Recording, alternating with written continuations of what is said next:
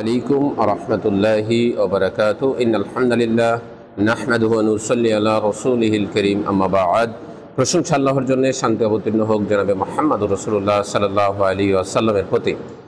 অনেকে মনে করে বিশ্ব এত এগিয়ে গিয়েছে, এখনো কেন নারীদের পোশাকে বাধ্যবাধকতা?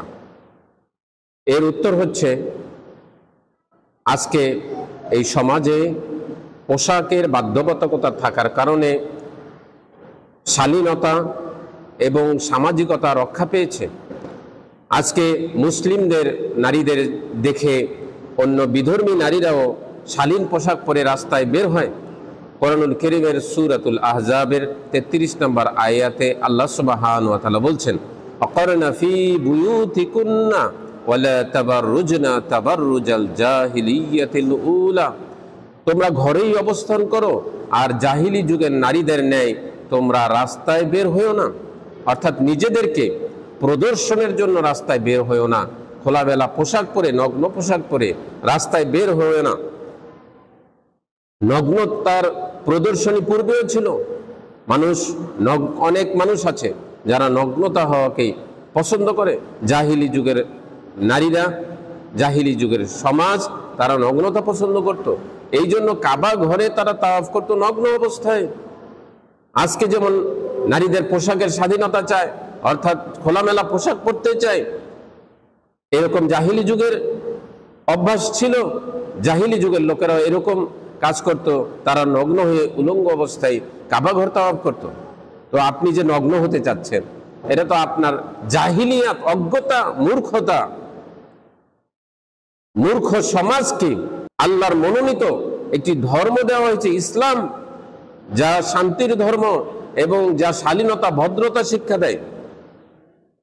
আল্লাহ সুবহানাহু ওয়া তাআলা কোরআনুল কারীমের সূরাতুল আরাফের 28 নম্বর আয়াতে বলছেন, ওয়াইদা ফাআলু ফাহিশাতান ক্বালু ওয়াজাদনা আলাইহা আবাআনা ওয়াল্লাহু আমারনা বিহা কুল ইন্নাল্লাহা লা ইয়া'মুরু বিল ফাহশাই।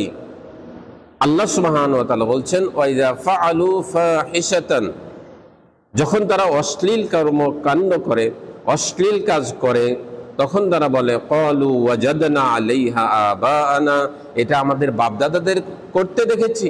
এবং তারা বলে আল্লাহু আমরানা বিহা, আল্লাহ আমাদের অশ্লীল কাজের অনুমতি দিয়েছেন। কুল ইন্নাল্লাহা লা ইয়া'মুরু বিল ফাহশাই, হে নবী আপনি জানিয়ে দিন যে আল্লাহ অশ্লীল কাজের অনুমতি দেন না, আল্লাহ অশ্লীলতা পছন্দ করেন না। অত্র আয়াতের তাফসিরে মুফাসসিরগণ বলেছেন, আল্লাহ সুবহানাহু ওয়া তাআলা যে অশ্লীলতার কথা বলেছেন সেটা হচ্ছে তাদের মূর্তি পূজার যে অশ্লীলতা, মূর্তি পূজাটাকে আল্লাহ সুবহানাহু ওয়া তাআলা অশ্লীলতা বলছেন। দ্বিতীয় অর্থ হচ্ছে তারা কাবা ঘর তাওয়াফ করত নারী এবং পুরুষ উলঙ্গ অবস্থায়, এটাকে আল্লাহ সুবহানাহু ওয়া তাআলা অশ্লীলতা বলেছেন। ফাররা বলেন যে আল্লাহ সুবহানাহু ওয়া তাআলা অত্র আয়াতে শুধুমাত্র যারা কাবা ঘর তাওয়াফ করত নারী পুরুষ উলঙ্গ অবস্থায় তাদেরকে বুঝিয়েছেন, এবং এখানে তারা এই কাজ করার জন্য অপযুক্তি দাঁড় করিয়েছে। তা হচ্ছে, প্রথমটি হচ্ছে তারা তাদের বাপদাদাদেরকে এরকম করতে দেখেছে। দ্বিতীয়টি হচ্ছে তারা বলছে যে আল্লাহ তাদেরকে অশ্লীল কাজের অনুমতি দিয়েছেন। তা আল্লাহ সুবহানাহু ওয়া তাআলা স্পষ্ট করে জানিয়ে দিলেন যে আল্লাহ অশ্লীল কাজের অনুমতি দেন না। নারীরা যখন রাস্তায় বের হবে তাদের জন্য বৈধ নয় যে তাদের শরীরের অঙ্গ প্রত্যঙ্গ বোঝা যায় এরকম কোনো পোশাক আশাক, এরকম কোনো পোশাক পরিচ্ছদ তারা পরে বের হবে, এটা তাদের জন্য বৈধ নয়।